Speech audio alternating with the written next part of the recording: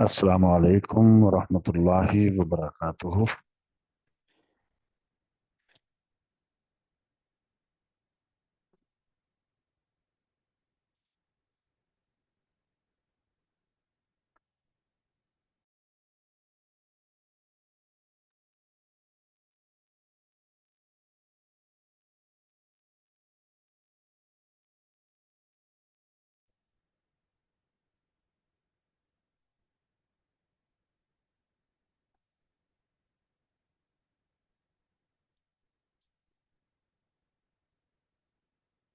آواز آ رہی ہے؟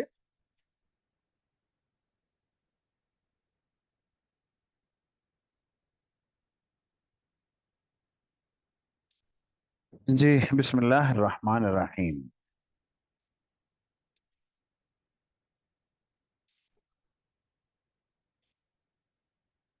بالسند المتصل منا الى الامام الحافظ ابی عبد اللہ محمد ابن اسماعیل البخاری رحمہ اللہ قال حدثنا ابو النعمان قال حدثنا جریر بن حازم عن نافع ان ابن عمر رضی اللہ عنہما وعنہم کان یقتل الحیات کلہا۔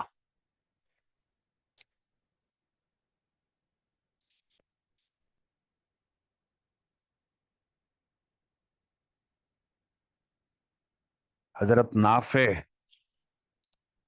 سے روایت ہے کہ ابن عمر رضی اللہ عنہ ہر قسم کے سانپوں کو قتل کیا کرتے تھے۔ حیات، حیتن کی جمع ہے،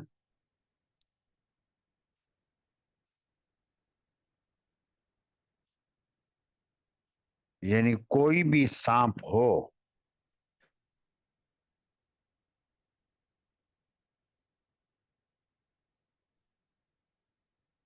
خواہ چھوٹا ہے یا بڑا ہے، گھر میں ہے یا صحرا میں ہے،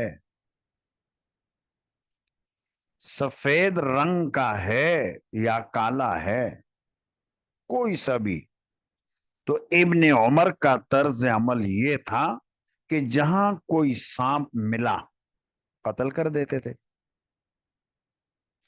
حتی حدثہ ابو لبابۃ البدری، یہاں تک کہ ابو لبابہ بدری رضی اللہ عنہ نے ابن عمر کے سامنے حدیث بیان کی، ان نبی صلی اللہ علیہ وسلم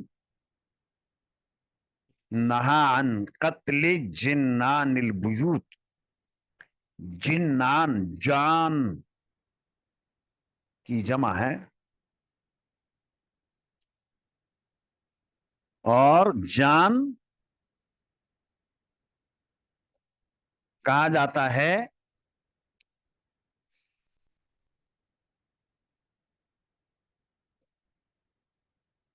سفید رنگ کے سانپ کو، یا پتلے رنگ کے سانپ، جو پتلا ہو چھوٹا سا ہو اس کو کہا جاتا ہے۔ فَأَمْسَكَ عَنْهَا، پھر وہ ان سے رک گئے۔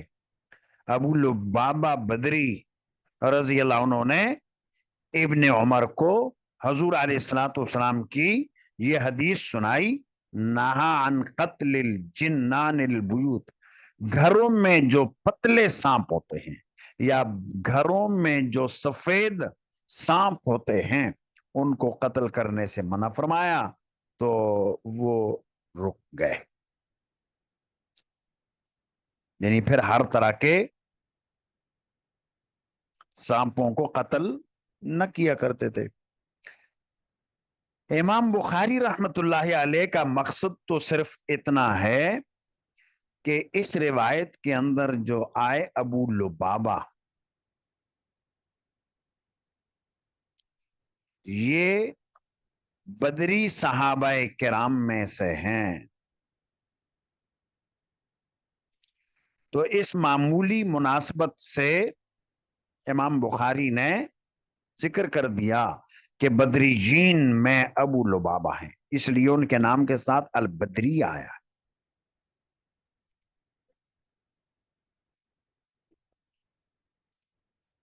रहा मसला सांपों के कत्ल करने का, तो तिरमिजी में भी रिवायत आती है, बुखारी में भी आती है,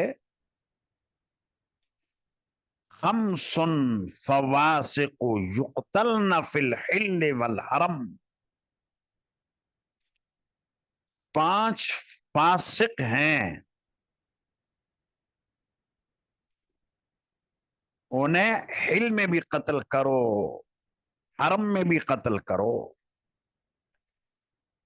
फासिक हद से तजावुज करने वाले को कहते हैं। तो इंसान भी हद से जब तजावुज कर जाता है, बदअमल हो जाता है, कबीरा का मुर्तकिब हो जाता है, उसको फासिक कहते हैं। और 5 जानवर ऐसे हैं जो इब्तिदा बिल ईजा करने वाले हैं, कोई कुछ भी ना कहे फिर भी वो हमला करते हैं, तो उनको कत्ल कर दो। उन 5 में एक है सांप। ये सांप ऐसी चीज है कि कुछ भी ना कहो, मौका मिलेगा डंग मारेगा। इसलिए दुनिया में भी किसी इंसान को तशबीह देते हैं तो क्या, ये तो सांप है, यानी ये मूजी है, तकलीफ देने वाला है, इसको कुछ भी ना कहो दूसरों को डंग मारता रहता है। और 5 जानवरों में ये एक सांप है, और ये मूजी है, इसको कत्ल कर सकते हो, हिल में हो तो कत्ल करो, जमीन हरम में है तो भी इसको कत्ल कर सकते हो। और ज़ाब्ता और उसूल ये है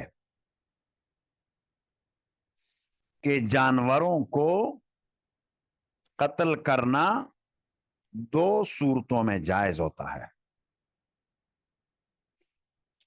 एक तो जल्ब मनफात के लिए, और दूसरा दफाए मुजर्रत के लिए।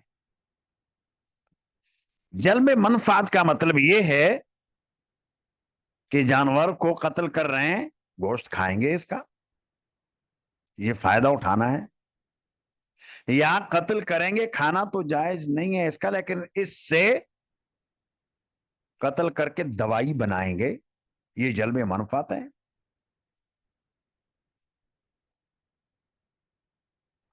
और दूसरा दफाए मुजर्रत के लिए, कि कोई जानवर ऐसा है वो डंग मारता है, ईजा देने वाला है, या इंसान को उससे वहशत आती है, तो ऐसे जानवर को भी कत्ल किया जा सकता है। तो ये जो सांप हैं, इनको कत्ल किया जाता है इसलिए कि ये दफा मुजर्रत के लिए, घर में आ गया सांप, किसी वक्त भी वो डंग मार सकता है, कत्ल कर दो, मार दो, वो कुछ भी ना कहे, छुपा हुआ हो मार दो। छिपकली है, वो भी दफाए मुजर्रत के लिए है, मारना उसको जायज है, लेकिन मारने का जो सलीका तरीका शरीयत ने सिखाया उसके मुताबिक मारो। किसी मूजी जानवर को भी तड़पा तड़पा कर मारना वो जायज नहीं है। मकसूद मारना है, उसकी मुजर्रत को दूर करना है, बस कत्ल कर दो।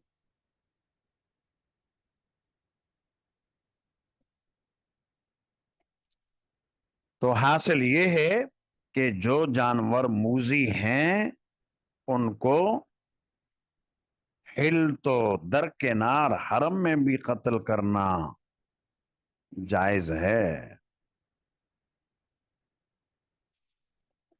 तो हजरत अब्दुल्ला इब्ने उमर रजी अल्लाह अन्हु का दस्तूर ये था कि हर तरह के सांपों को कत्ल किया करते थे।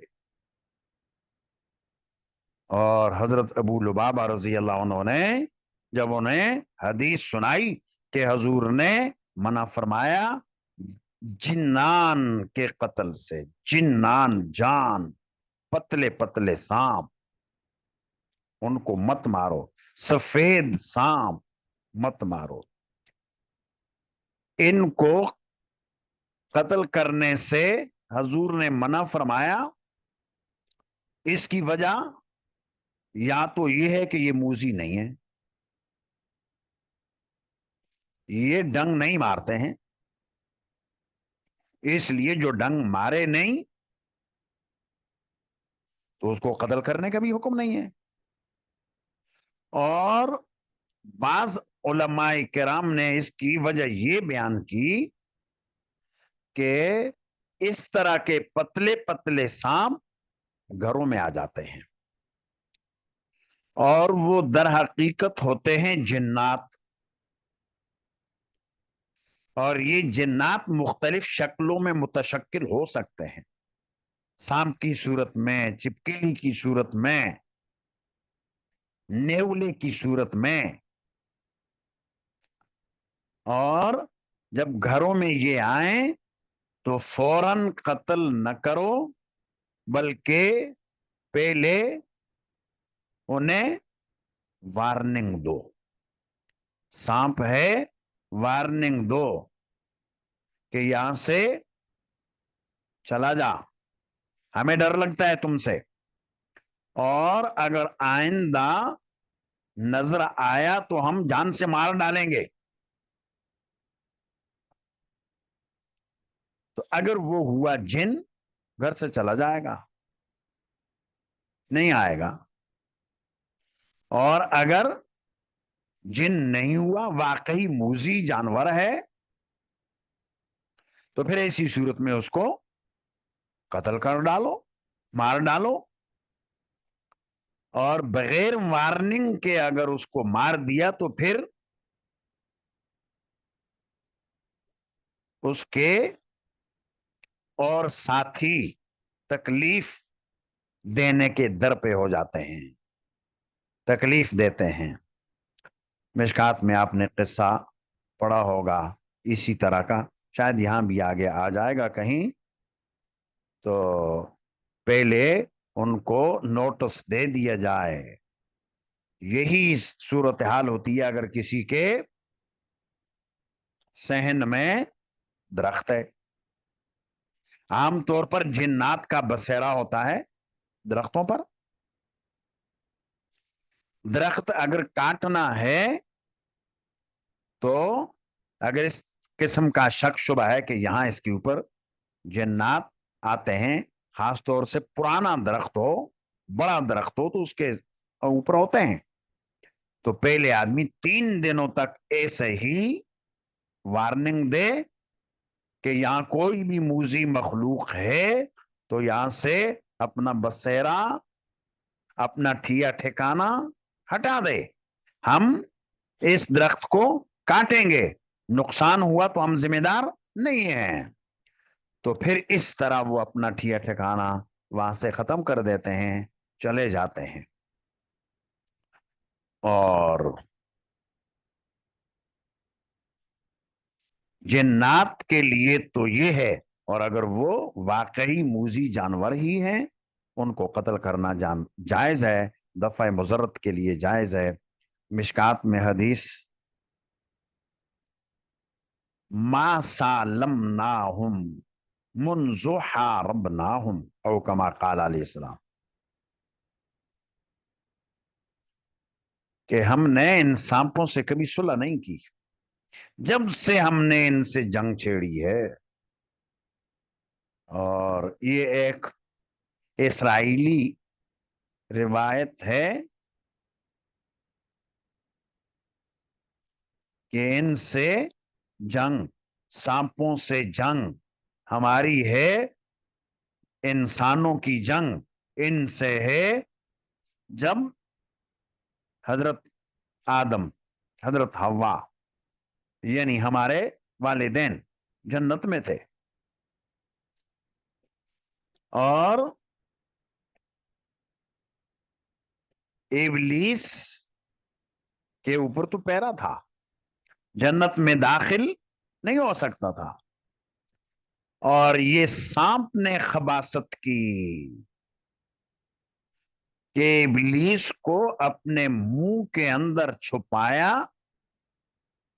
اور لے گیا، جنت میں داخل کر دیا، اور اب اندر داخل ہو گیا تو اب ہمارے والدین کے دلوں میں وسوسے ڈالے اور اکل شجر ممنوع کا ارتکاب ہو گیا، جس کی وجہ سے جنتی لباس اللہ نے اتار دیا، برآمہ کر دیے اور بھیج دیا دنیا میں۔ اور یہ ہے دشمنی، جب سے ہم نے ان سے جنگ چھیڑی ہے کبھی صلح نہیں کی، اب ان سے جنگ ہے۔ یہ سانپ بھی بلا وجہ کے آ کر ڈنگ مار جاتا ہے، اور انسان بھی دیکھتا ہے سانپ کو تو سانپ نہ بھی کچھ کہے پھر بھی پتھر اٹھا کر بچے بھی مار دیتے ہیں اس کو، چونکہ جنگ ہے ان سے۔ تو یہ آپ کے سامنے بتا دیا کہ ان سانپوں سے ہماری یعنی انسانوں کی جنگ ہے، اور ان کو قتل کرنے کا جو ضابطہ ہے وہ اس روایت کے اندر یہ آیا، تفصیل آپ کے کانوں میں ڈال دی۔ اور گھروں کے اندر سانپ ہو تو شرعی مسئلہ معلوم ہوا کہ فوراً قتل نہ کیا جائے، پہلے اس کو وارننگ دی جائے، اور پھر بھی اگر دکھائی دے تو پھر قتل کریں فوراً میں۔ تو دو وجہ سانپوں کو، اس طرح کے سفید چھوٹے سانپوں کو قتل کرنے سے روکنے کی دو وجہ، ایک تو یہ موذی نہیں ہوتے ہیں یا یہ جنات ہوتے ہیں۔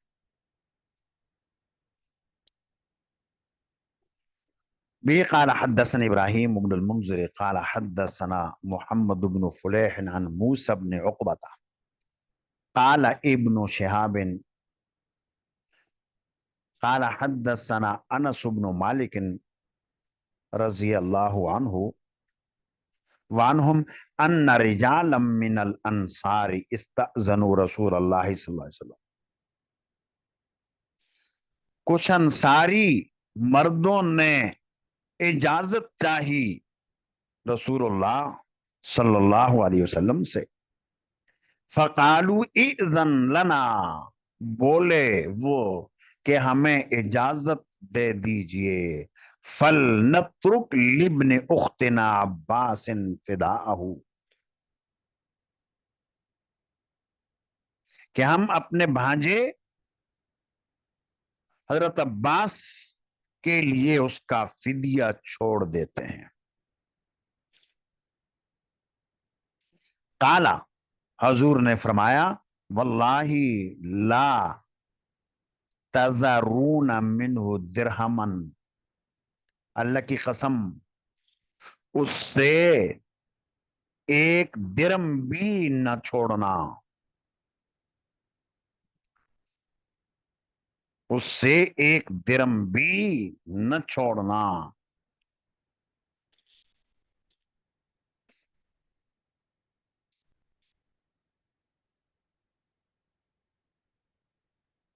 حضرت عباس رضی اللہ عنہ حضور کے عم محترم ہیں، اور بدر کے قیدیوں میں سے ہیں، کفار قریش کے ساتھ آئے، قیدی بنے، قیدی تھے،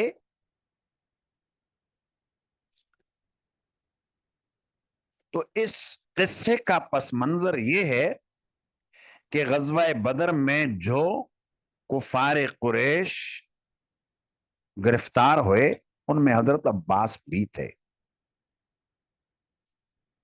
ابھی تک حضرت عباس نے اپنا اسلام ظاہر نہیں کیا تھا، اگرچہ بعض روایتوں میں یہ آتا ہے کہ در پردہ مسلمان ہو گئے تھے لیکن اسلام ظاہر نہیں کیا تھا۔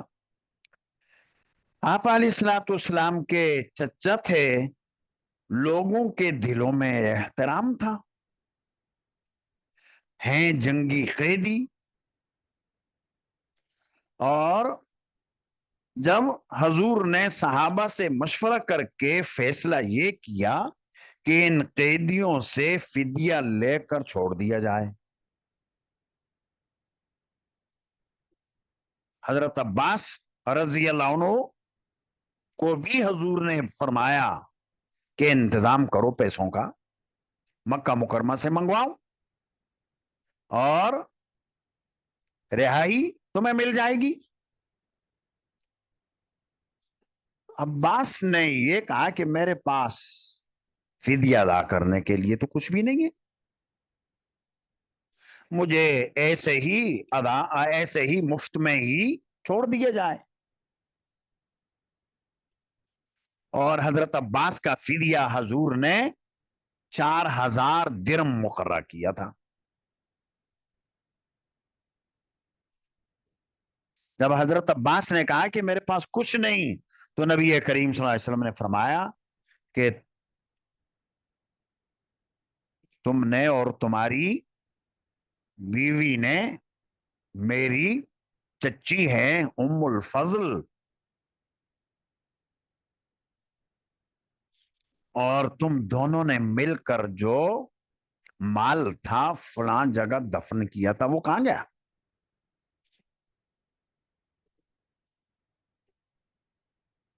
تو حضرت عباس نے کہا کہ اس مال کا, اس دفینے کا علم تو مجھے ہے اور میری بیوی کو ہے, کسی اور کو اس کا تو کوئی علم ہی نہیں, اور آپ کو اگر اس کا علم ہو گیا تو واقعی آپ سچے نبی ہیں. پھر اس کے بعد حضرت عباس نے فدیے کا انتظام کیا,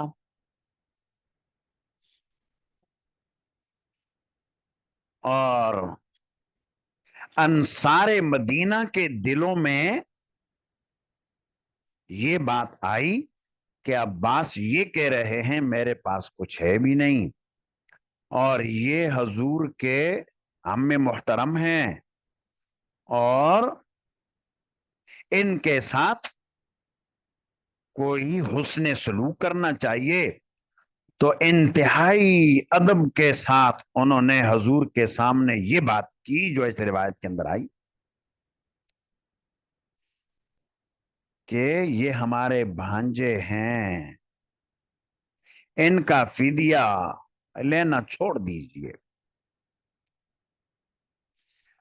اب سوال یہ ہے کہ حضرت عباس انصار کے بھانجے کیسے ہو گئے؟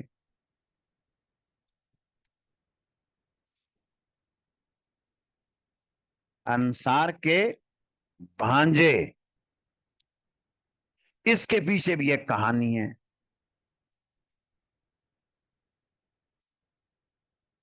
معلوم ہے آپ لوگوں کو, تفسیروں میں بھی آیا, حدیثوں میں بھی آیا کہ مکہ مکرمہ کے لوگ سال میں 2 تجارتی سفر کیا کرتے تھے, ایک ملک شام کی طرف, ایک ملک یمن کی طرف. جب ملک شام جاتے تو راستے میں مدینہ طیبہ پڑتا, وہاں قیام کرتے 2 دن 3 دن 4 دن, اور کھاتے پیتے آرام کرتے, تازہ دم ہو کر پھر آگے جاتے یا اس مکہ کی طرف آتے. یہ صورتحال تھی. نبی کریم صلی اللہ علیہ وسلم کے پردادا ہاشم ابن عبد مناف, ہاشم پردادا ہی تو ہوئے نا, محمد ابن عبداللہ ابن عبد المطلب ابن ہاشم, والد کا نام عبداللہ, دادا کا نام عبد المطلب, پردادا کا نام ہاشم. تو نبی کریم صلی اللہ علیہ وسلم کے پردادا ہاشم یہ بھی جایا کرتے تھے ملک شام, اور وہاں مدینہ طیبہ میں ٹھہرا کرتے تھے. تو ایک مرتبہ مدینہ طیبہ میں ٹھہرنے کے دوران हाशिम ने एक खातून से शादी कर दी।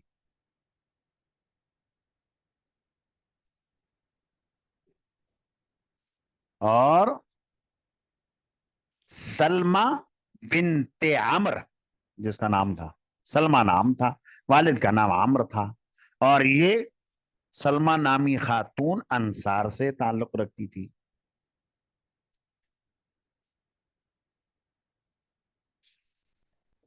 तो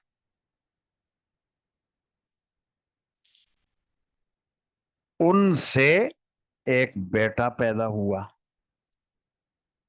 बेटे का नाम हाशिम ने रखा शेबा। यही वो शेबा है जो बाद में अब्दुल मुत्तलिब के नाम से मशहूर हुए। हुआ ये कि हाशिम कोई बूढ़े होकर दुनिया से नहीं गए। हजूर के परदादा जवानी में ही इंतकाल हुआ, और उनका वो बेटा शेबा, जिसकी वालिदा सलमा मदीना तैयबा में रहा करती थी, तो ये बच्चा शेबा अपनी वालिदा के पास ही था।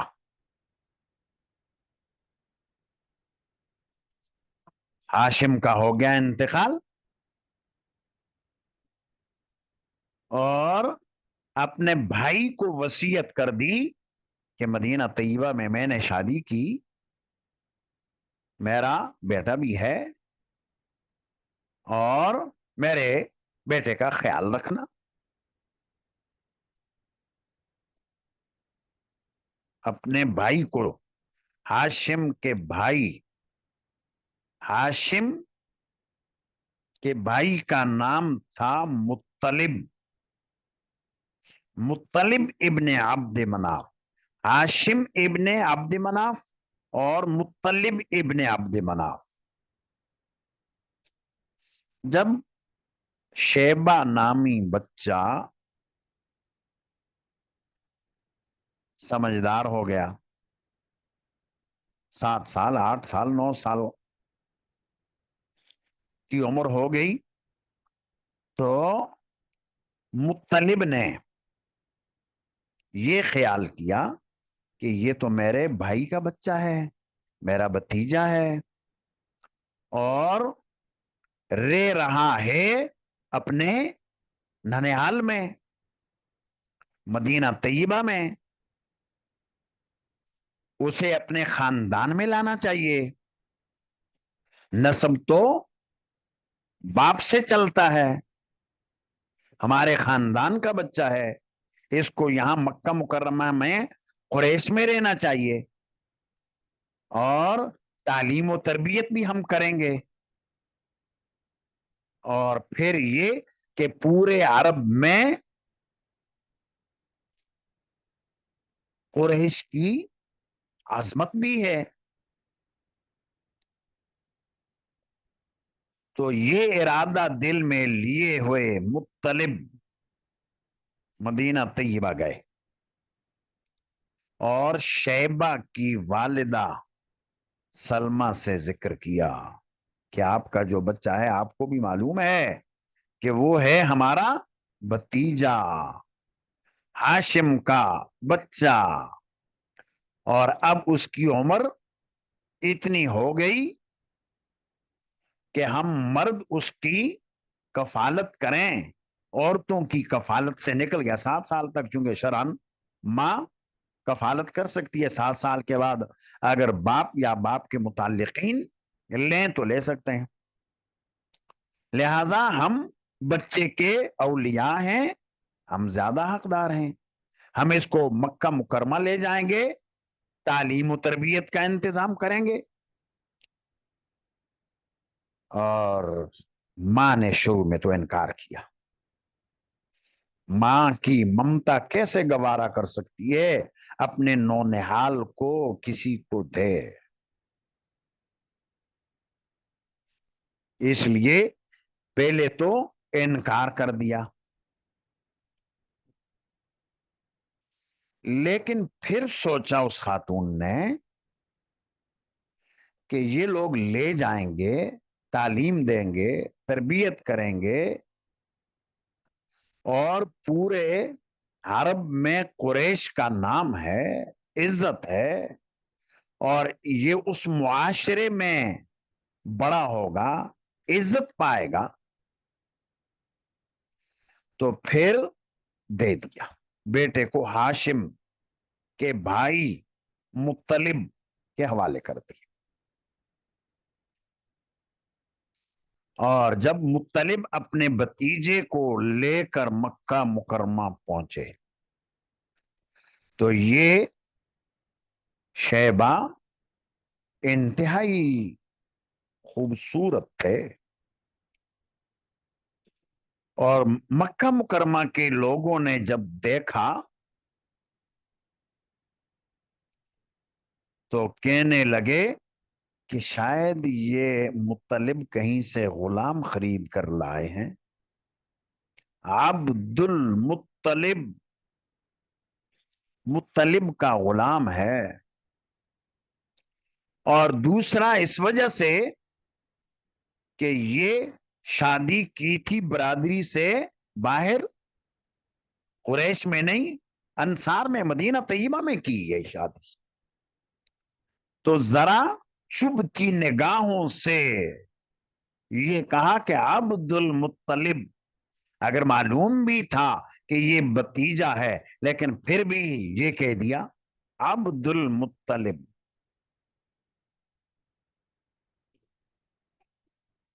تو جب یہ کہہ دیا عبد المطلب، یعنی یہ لغوی معنی اس کا مراد تھا کہ یہ مطلب کا تو غلام ہے. اسی طرح پہلے نام تھا شیبہ، اب اس کا نام پڑ گیا عبد المطلب، جو حضور کے دادا. اور ایک اور بھی ہے قول کہ اس بچے کو لا کر مطلب نے اس کی تربیت کی، پرورش کی. اور شاید آپ کے علم میں ہوگا کہ حضرت علی رضی اللہ عنہ کا قول ہے کہ جس نے مجھے ایک حرف سکھایا میں ہوں اس کا غلام. تو غلام کے حقیقی معنی مراد نہیں ہوتے ہیں، بلکہ غلام کے مجازی معنی، مجازی معنی کہ احسانات اس نے کیے، اور اتنے احسانات، اتنے احسانات کہ گویا کہ خرید لیا، جیسے غلام کو خریدتے ہیں. تو مطلب نے شیبہ پر بڑے احسانات کیے، گھر میں رکھا، بچوں کی طرح پرورش کی.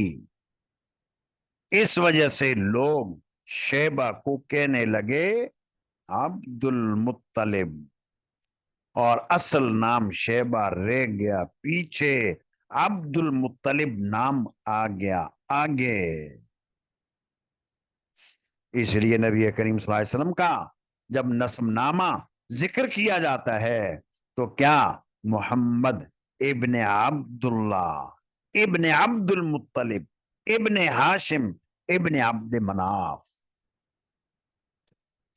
حالانکہ عبد المطلب اصل نام نہیں، اصل نام تو ہے شیبہ. تو یہ قصہ جب آپ نے سمجھ لیا تو اب دیکھیں روایت میں کہ مدینہ طیبہ سے آئے شیبہ، اور سلمہ ان کی والدہ نے حوالے کیا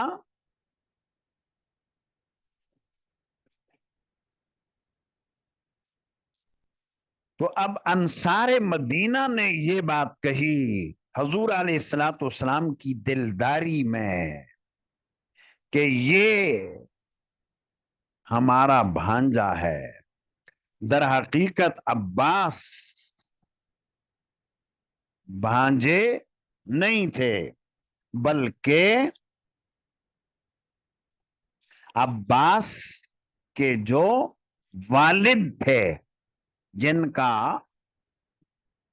عبد المطلب مشہور نام اور اصل نام شیبہ، وہ تھے ان کے بھانجے۔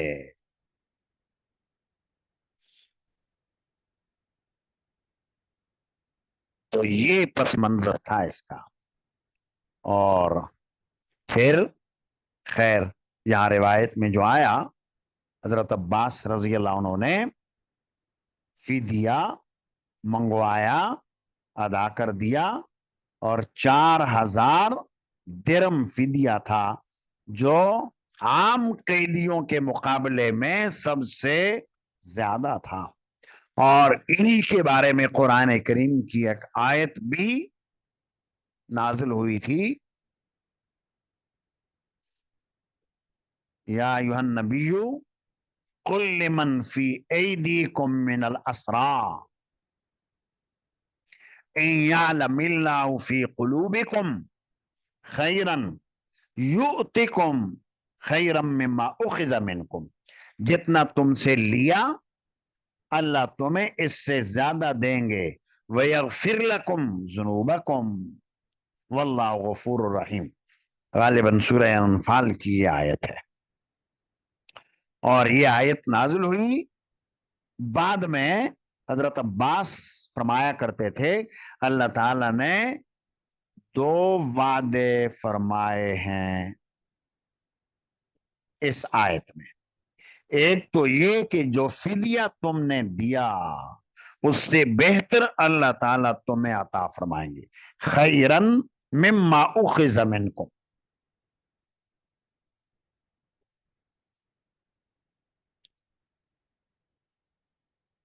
اور اللہ نے مجھے اس کے بدلے میں 40 غلام عطا کیے۔ فدیہ دیا میں نے 4000، تو اللہ نے اس کے بدلے میں مجھے دیے 40 غلام۔ ہر غلام ایسا کہ مال کمانے میں ماہر، فدیہ دیا بدلے میں اللہ نے دیے 40، اور ہر غلام ایسا مال کمانے میں ماہر۔ اور دوسری اس کے اندر بشارت ہے مغفرت کی، وَيَغْفِرْ لَكُمْ، اور مجھے اللہ کی ذات سے امید ہے کہ اللہ میری مغفرت بھی فرمائیں گے۔ تو یہ 2 باتیں آئیں اس آیت میں۔ حضرت عباس نے جب فدیہ دیا آیت نازل ہوئی۔ تو یہ حضرت عباس کے فدیے کا اور حضرت عباس کے بھانجے ہونے کا انصار کے یہ بھانجے ہیں، یہ مجازی بھانجے، ورنہ ان کے جو والد تھے مطلب اور عبد المطلب، تو یہ اس کے پس پردہ قصہ تھا۔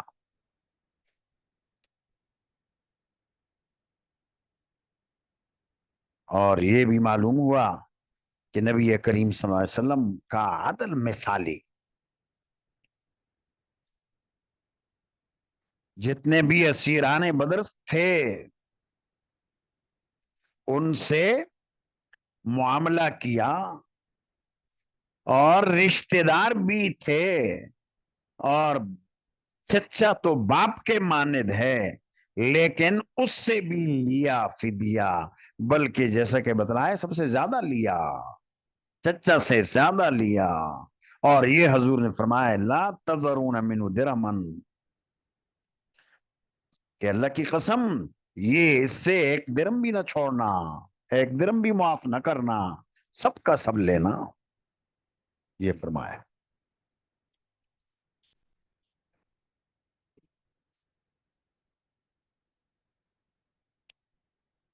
اور دیکھیں آگے بھی، قال حدثنا ابو عاصم عن ابن جریج عن الزہری عن عطاء ابن یزید عن عبید اللہ بن عدی عن المقداد ابن الاسود رضی اللہ عنہ. ذرا غور کرنا، یہاں راوی کون ہے؟ مقداد ابن اسود، نسبت اسود، والد کا نام بتایا اسود. اس کے بعد ہے تحویل. ہاں، وحدثنی اسحاق قال حدثنی یعقوب بن ابراہیم ابن سعد قال حدثنا ابن اخی ابن شهاب عن عمه قال اخبرني عطاء بن يزيد الليثي ثم الجندي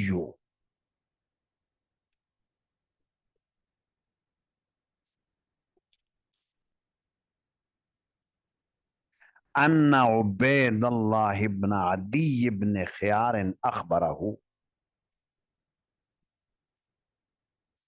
ان المقداد بن عمر الکندی،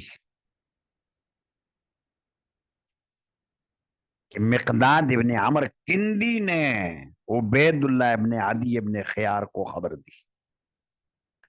تو پہلے تحویل سے پہلے آیا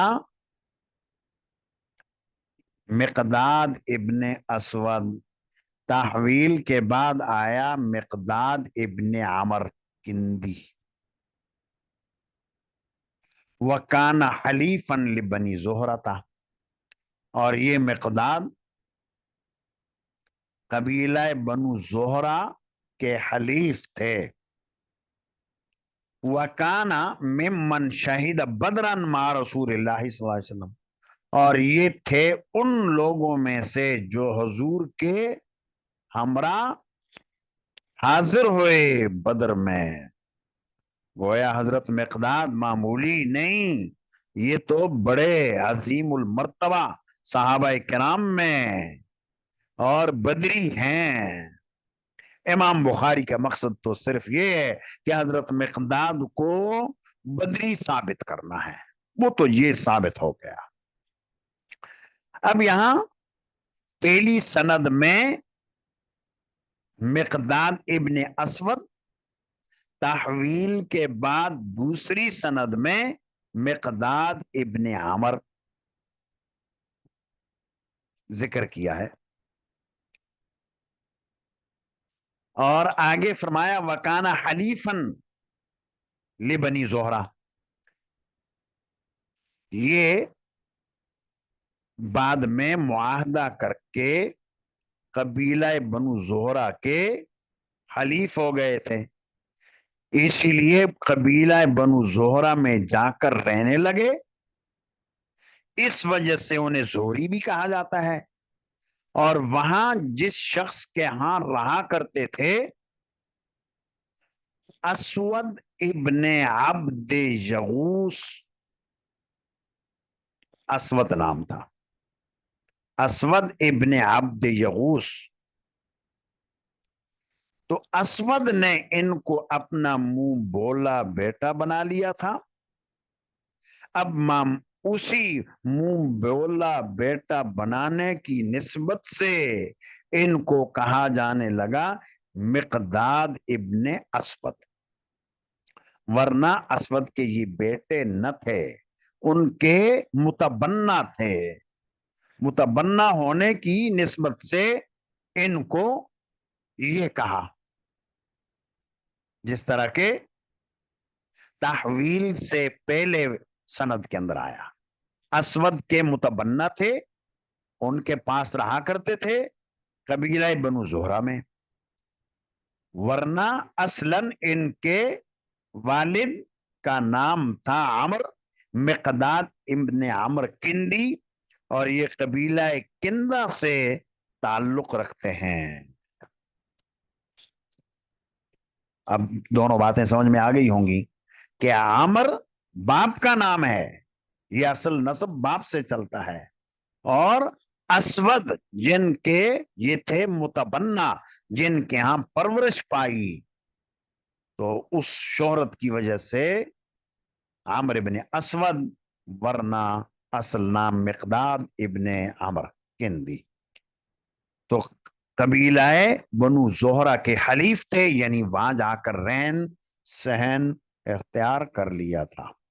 اور بتا دیا کہ امام بخاری کا مقصد تو صرف اتنا ہے کہ حضرت مقداد رضی اللہ عنہ یہ ہیں بدری صحابی. اخبرہ انہ قال لرسول اللہ صلی اللہ علیہ وسلم، انہوں نے خبر دی، مقداد ابن اسود نے خبر دی اپنے شاگرد عبید اللہ ابن عدی ابن خیار کو، قالا لرسول اللہ صلی اللہ علیہ وسلم، انہوں نے حضور سے فرمایا، ارائیت ان لقیت رجلا من الکفار، یہ بتلائیے اگر میری ملاقات ہو کفار کے کسی آدمی سے،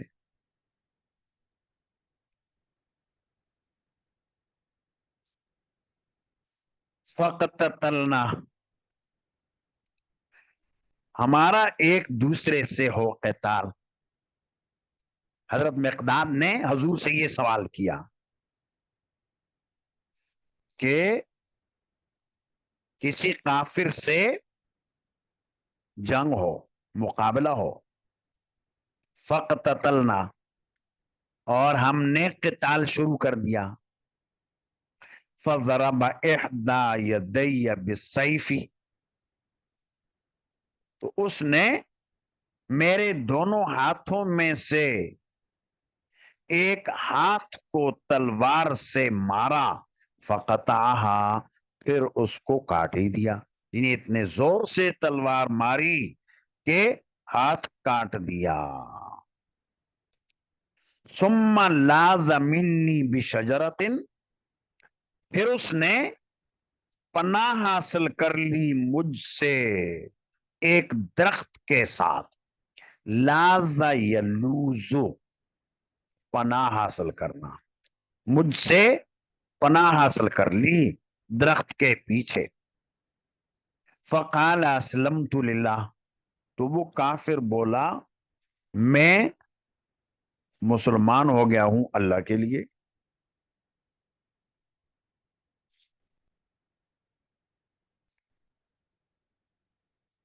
لڑائی ہوئی، کافر کا وار چل گیا، مسلمان کا ہاتھ کاٹ دیا، مسلمان اس کو مارنے کے لیے آگے بڑھا، وہ درخت کے پیچھے چھپ گیا اور کلمہ پڑھنے لگا اور کہنے لگا لا الہ الا اللہ، اسلمت للہ.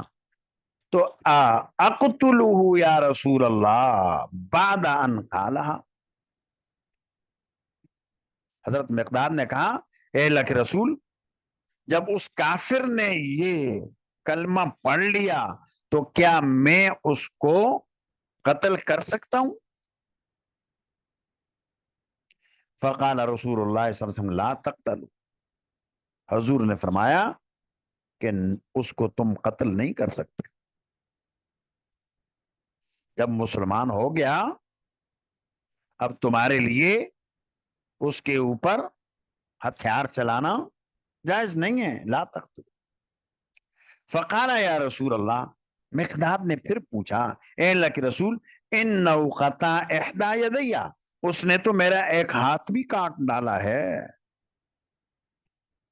قتال ہوا، میرا ہاتھ کاٹ ڈالا، اور ہاتھ کاٹنے کے بعد اس نے کلمہ پڑھا ہے. ثم قال بعد ذلك ما قطعها، پھر اس کے بعد اس نے کہا ہے بعد اس کے کہ جو اس نے ہاتھ کاٹا ہے.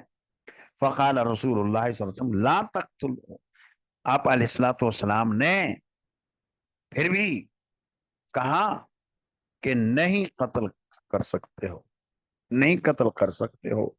فین قتلتہ، اگر آپ نے اس کو قتل کر دیا، فینہ بمنزلتک، تو وہ ہو گیا تمہارے درجے میں، قبل ان تقتلہ، تمہارے اس کو قتل کرنے سے پہلے، وَإِنَّكَ بِمَنزِلَتِهِ، اور تم ہو گئے اس کے درجے میں، قبل ان یقول کلمتہ التي قال، قبل اس کے کہ جب اس نے کلمہ کہا نہیں تھا اس سے پہلے.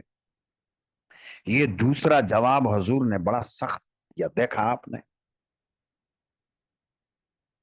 دوسرا جواب سخت دیا. مقداد نے جب یہ کہا کہ میرا ہاتھ کاٹ دیا، ہاتھ کاٹنے کے بعد اس نے کلمہ پڑھا، یہ تو جان بچانے کے لیے ایسا کر رہا ہے۔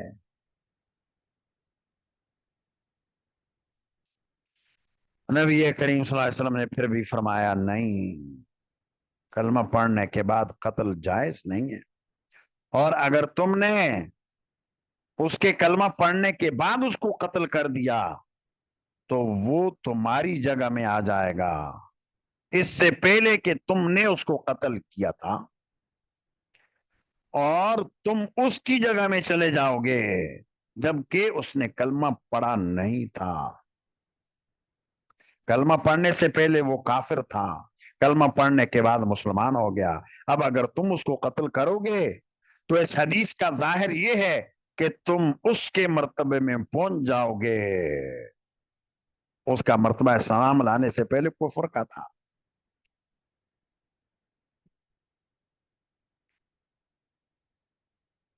اس لیے یہ سخت جواب دیا،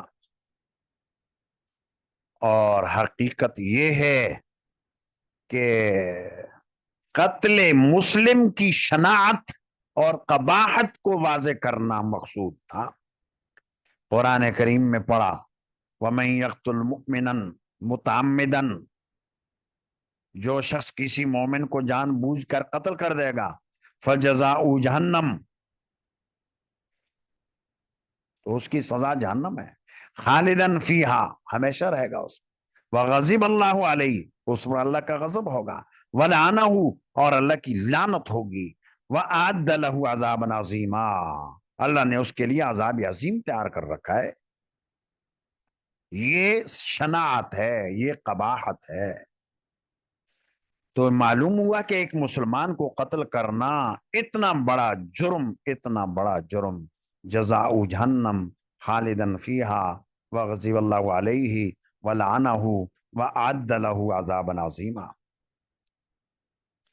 لیکن معلوم ہے آپ کو اہل سنت والجماعت کا عقیدہ یہ ہے کہ کوئی کتنے ہی بڑے گناہ کا مرتکب ہو، وہ ارتکاب کبیرہ کرنے والا کافر نہیں، دین اور ایمان سے نکلے گا نہیں۔ معتزلہ تو کہتے ہیں کہ مرتکب کبیرہ ایمان سے خارج ہو جاتا ہے، کفر میں داخل نہیں ہوتا، اور خوارج تو یہ کہتے ہیں کہ یہ مرتکب کبیرہ ایمان سے خارج ہو کر کفر میں داخل بھی ہو گیا۔ لیکن اہل حق، اہل سنت والجماعت، خواہ وہ حنفیہ ہوں، مالکیہ ہوں، شوافع ہوں، حنابلہ ہوں، اشاعرہ ہوں، ماتریدیہ ہوں، کوئی بھی ہو، سب کا اتفاق ہے کہ گناہ کبیرہ سے آدمی ایمان سے خارج نہیں ہوتا، اور نہ ہی کفر میں وہ داخل ہوتا ہے۔ لہذا اس روایت کے اوپر یہی اشکال ہے۔ مقداد ابن اسود رضی اللہ عنہ کو حضور نے تو یہ کہا کہ یہ تم اس کے درجے میں پہنچ جاؤ گے، وہ تو کافر تھا۔ تو اس کا جواب یہ ہے کہ نبی کریم صلی اللہ علیہ وسلم کا مقصد یہ تھا کہ جب تم اسلام لانے کے باوجود اسے قتل کرو گے تو تم اس کی جگہ چلے جاؤ گے، وہ تمہاری جگہ آ جائے گا۔ یعنی جب تک اس نے کلمہ نہیں پڑھا تھا وہ تھا مباح الدم، اور جب تم نے اس کو قتل نہیں کیا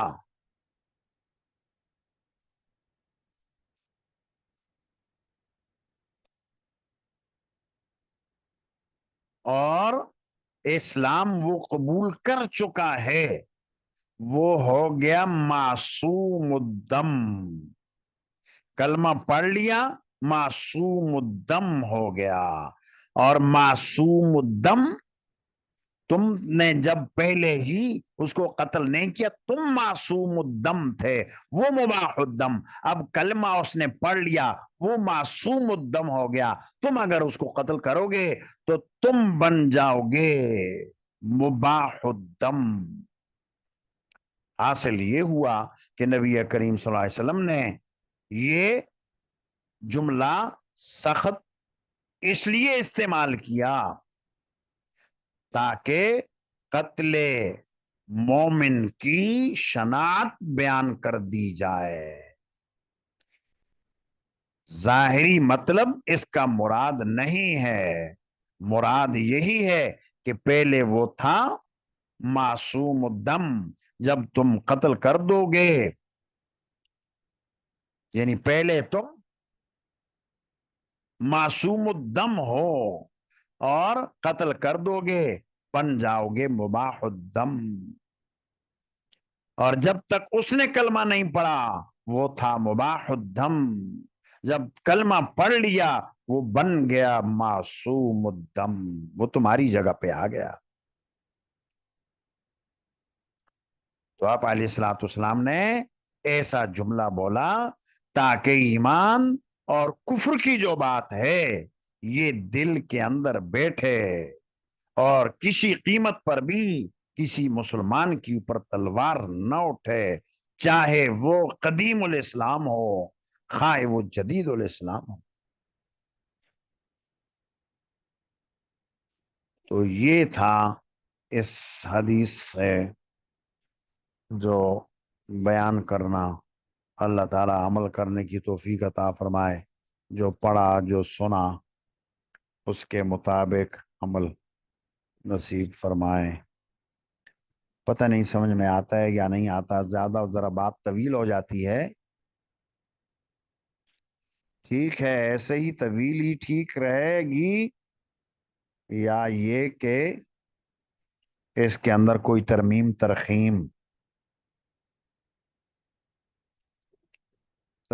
ترخیم کی بھی گنجائش ہے، جیسا آپ چاہیں اختصار کا کہیں وہ بھی ہو سکتا ہے، اور دل تو یہی چاہ رہا ہے جیسا کہ آپ کی رائے ہے طویل ہی ٹھیک ہے۔ اللہ تعالیٰ دل میں اتار دے، عمل کی توفیق عطا فرمائے۔